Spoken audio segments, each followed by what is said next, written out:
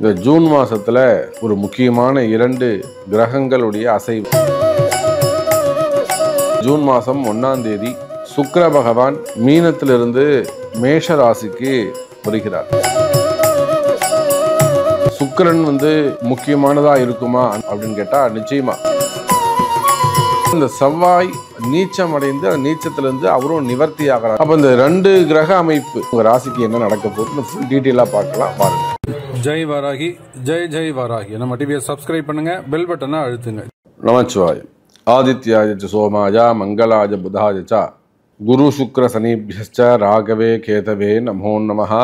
எல்லாம் வல்ல ஆதித்யாதி நவகிரகங்களையும் என்னுடைய உபாசனை தேவதை அன்னை ஸ்ரீ வாராகி அம்பாளுடைய மலரடிகளையும் தையல் நாயகி அம்பா சமேத வைத்தீஸ்வர வைத்தியநாத பெருமானுடைய திருவடிகளையும் வணங்கி உலகம் முழுவதும் வாழக்கூடிய என் அன்பு பக்தர்களே, இந்த ஜூன் மாதத்தில் ஒரு முக்கியமான 2 கிரகங்களுடைய அசைவு வான் மண்டலத்திலே ஒரு முக்கியமான அசைவு. ஒன்று, ஜூன் மாதம் 1ஆம் தேதி சுக்கிர பகவான் மீனத்திலிருந்து மேஷ ராசிக்கு வருகிறார். சுக்கிரன் இது ஒரு முக்கியமானதாக இருக்குமா, அந்த அளவுக்கு ஒரு இம்பார்ட்டண்ட்டாக இருக்குமா அப்படின்னு கேட்டால் நிச்சயமா. இந்த சுக்கிரன் பகவான் மீனத்தில் இதனால் ஒரு ஒரு ஒரு 2 மாதமாக நீங்கள் கணக்கு போட்டு பார்த்துக்கோங்க உங்களுக்கு எதெல்லாம் நடக்குதுன்னு. எவ்வளோ பணம் நீங்கள் மிஸ் பண்ணியிருக்கிறீங்க, என்ன பேச்சுவார்த்தை நீங்கள் நடத்திருக்கிறீங்க, உங்களுக்கு எப்படிலாம் ட்ரபுள் உருவாச்சு, சரிங்க, அதெல்லாம் நீங்கள் நினச்சி பார்க்கலாம். எனக்கு தெரிஞ்சு மார்ச் மாதம் 15ஆம் தேதியிலிருந்து இந்த பண பிரச்சனைகள் உங்களுக்கு ஆரம்பிச்சிருக்கும். ஸோ இந்த ஜூன் மாதம் 1ஆம் தேதியோட இந்த பிரச்சனை முடியுது. ஜூன் 1லிருந்து சுக்கிரன் மேஷ ராசிக்கு பிரவேசிக்கிறார். அதே போல் இது நாள் வரையில் செவ்வாய் பகவான் கடகத்தில் போய் நீச்சமாக இருந்தார். அப்போது இந்த செவ்வாய் நீச்சம் அடைந்து அந்த நீச்சத்திலிருந்து அவரும் நிவர்த்தி ஆகிறார். இப்போது ஜூன் மாதம் 7ஆம் தேதியிலிருந்து அவரும் நிவர்த்தி அடைகிறார். அப்போ இந்த 2 கிரக அமைப்பு, ஒன்று செவ்வாய் நீச்சத்திலிருந்து இயல்பு நிலைக்கு சமமான நிலைக்கு சூரியனுடைய வீட்டுக்கு வருகிறார். அதே போல் சுக்கிர பகவான் அவரும் தன்னுடைய நிலையை மாற்றி மேஷத்துக்கு வருகிறார். இதனால் உங்களுக்கு என்ன மாதிரியான மாற்றங்கள்லாம் நடக்க போகுது?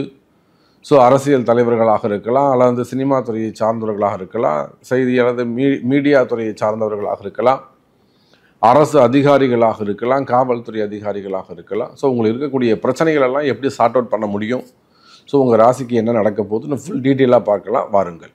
அன்பார்ந்த கன்னி ராசி அன்பர்களே, கன்னி ராசி அன்பர்களே, இப்போ தான் உங்கள் ராசியை விட்டு கேது பகவான் வெளியில் சென்றிருக்கிறார். இன்னும் சொல்லப்போனால் இனிமே தான் உங்களுக்கு ஒரு நல்ல அதிர்ஷ்டம் காத்திருக்கிறது.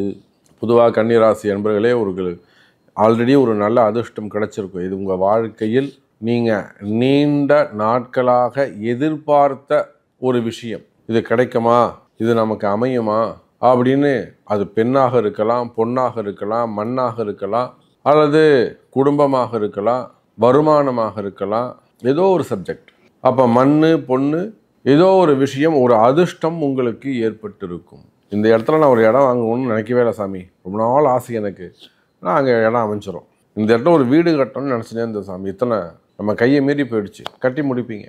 அதை போல் கன்னி ராசி அன்பர்களே, நீண்ட நாட்களுக்கு பிறகு ஒரு 18 வருஷ போராட்டம், 20 வருஷ போராட்டம், அதன் பிறகு நடக்கக்கூடிய நன்மைகள்.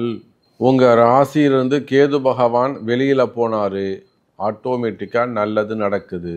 பாருங்கள் கன்னி ராசி அன்பர்களே, உங்களுக்கு 2 9 கன்னி ராசிக்கு என்னங்க 2 9 2 9ங்கிறது அற்புதமான ஸ்தானங்கள், சுபஸ்தானங்கள். இதை விட ஒரு நன்மை செய்யக்கூடிய பாக்கியம் வேறு எங்கேயுமே கிடையாது. அப்பேற்பட்ட சுக்கிர பகவான் ராசிக்கு 8ஆம் இடத்தில் செவ்வாயுடைய வீட்டில் இருக்கார்.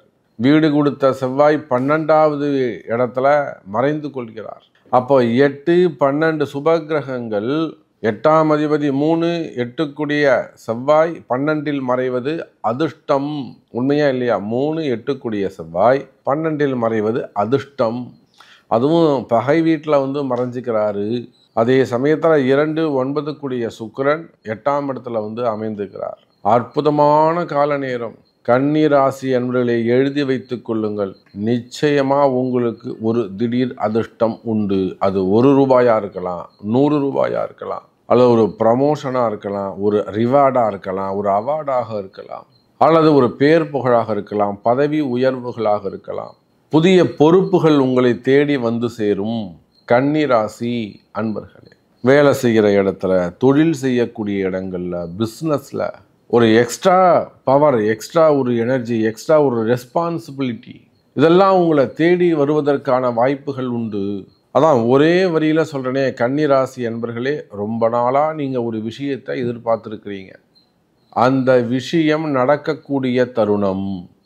ரொம்ப நாளாக நாங்கள் பேசிக்கிட்டு இருந்த சாமி, ஒன்றா இருந்த சாமி, இப்போ நாங்கள் பிரிஞ்சிட்டோம், திரும்பியும் ஒன்று சேருவீங்க. அது உறவுகளாக இருக்கலாம், வேலை செய்கிற இடத்துல, பிஸ்னஸ் பண்ணக்கூடிய இடங்கள்ல, வெளியில் பழகக்கூடிய இடங்கள்ல, அந்த மாதிரியான உறவுகளாக இருக்கலாம், கணவன் மனைவியாக இருக்கலாம், காதலர்களாக இருக்கலாம், சகோதர சகோதரிகள், நானும் எங்கள் அண்ணனும் அப்படி இருப்போம், பிரிஞ்சிட்டோம் சாமி, இப்போ ஒன்று சேருவீங்க. அப்போ உறவுகளாக இருக்கலாம், ரிலேஷன்ஷிப்பாக இருக்கலாம், பிரிந்த உறவுகள் ஒன்று சேரும். செவ்வாய் 12. அப்போ பிரிந்த உறவுகள் மீண்டும் ஒன்று சேருவதற்கு வாய்ப்புகள் உண்டு. அது எந்த உறவாக இருந்தாலும் சரிதான். அதே போல கன்னி ராசி அன்பர்களே, திடீர் அதிர்ஷ்டங்கள் வந்தே தீரும். நம்ம நிறைய இடங்களை சொல்லி செஞ்சுருக்கிறோம். அதை போன முறை கூட கன்னி ராசி அன்பர்களில் ஒரு சினிமா துறையை சார்ந்தவங்க, நகைச்சுவை நடிகர்களாக இருக்கக்கூடியவங்க, துணை நடிகர்களாக இருக்கக்கூடியவங்க, கன்னி ராசியை சேர்ந்தவங்க, திடீர் அதிர்ஷ்டங்கள் சாமி நீங்கள் சொன்னீங்க, அதே போல தான் எனக்கு நடந்தது. அப்போ நீங்கள் யாராக இருந்தாலும், ஒரு ப்ரைவேட் ஜாப் செய்யக்கூடியவங்களாக இருந்தாலும், அல்லது ஒரு சிறு தொழில் செய்யக்கூடியவங்க, சின்ன சின்ன கடைகள் வச்சு நடத்தக்கூடியவங்க, சிறு வியாபாரிகளாக இருக்கக்கூடியவங்க, உள்நாட்டில் இருக்கக்கூடியவங்க, வெளிநாடுகளில் வசிக்கக்கூடியவர்கள், அப்போ நீங்கள் யாராக இருந்தாலும், பெரிய பெரிய ஃபேக்ட்ரிஸ், கம்பெனிஸ் வச்சு நடத்தக்கூடியவர்கள், தொழில் செய்யக்கூடியவங்க, ஓன் பிஸ்னஸ் பண்ணக்கூடியவங்க, மீடியா துறையில் இருக்கக்கூடியவங்க, அப்போ நீங்கள் யாராக இருந்தாலும், ஈவென்ட் மேனேஜ்மெண்ட்ஸ் வச்சு நடத்தக்கூடிய, மெயினாக communications, marketing, pharma, medicals, hospitals, doctors, அப்போது நீங்கள் எந்த துறையை சார்ந்தவர்களாக இருந்தாலும் நிச்சயமாக கன்னி ராசி அன்பர்களே, இந்த செவ்வாய் சுக்கிரன் இடமாற்றம் என்பது ரொம்ப சிறப்பு. அதுவும் 12ல் இருக்கக்கூடிய செவ்வாய் கேது உங்கள் இடம் சம்பந்தப்பட்ட பல பிரச்சனைகளை தீர்த்து வைக்கப் போகிறார். புரியுதா? இடம் சம்பந்தப்பட்ட பல பிரச்சனைகள் தீரும். இன்னும் சொல்லப்போனால் செவ்வாய் கேது 12ல் இருக்கிறதால புதிய இடம் வாங்குவதற்கு வாய்ப்புகள் உண்டு. கன்னி ராசி அன்பர்களே, புதிய இடம், மனை வாங்குவதற்கான வாய்ப்புகள் உண்டு. நீண்ட நாள் கனவுகள் நிறைவேறும். அப்போ இப்படி கூட நாம் சொல்லலாம், கன்னி ராசி அன்பர்களே, உலகத்தில் நீங்கள் எந்த மூலையில் இருந்தாலும் நீண்ட நாள் கனவுகள் நிறைவேறும். அப்போ இந்த ஒரு வார்த்தை போகிறோம், உங்களுக்கு அதிர்ஷ்டம் இருக்குது அப்படிங்கிறதுக்கு நிறைய விஷயங்கள் நம்ம பேசிக்கிட்டே போகலாம், ஒரு முடிவே இருக்காது. நன்மை நடக்க போது உங்களுக்கு என்ன நன்மை நடக்கணும் அப்படிங்கிறத உங்கள் பிறப்பு ஜாதகம் தான் பேசும், உங்கள் பிறப்பு ஜாதகம் தான் தீர்மானிக்கும். எனவே அதை கொண்டு தொடர்பு கொள்ளுங்கள் என்பதை தெரிவித்துக்கொண்டு மீண்டும் வேறு அற்புதமான பதிவில் சந்திக்கிறேன். நன்றி. நமச்சிவாயம். ஜெய் வராகி. ஜெய் ஜெய் வராகி.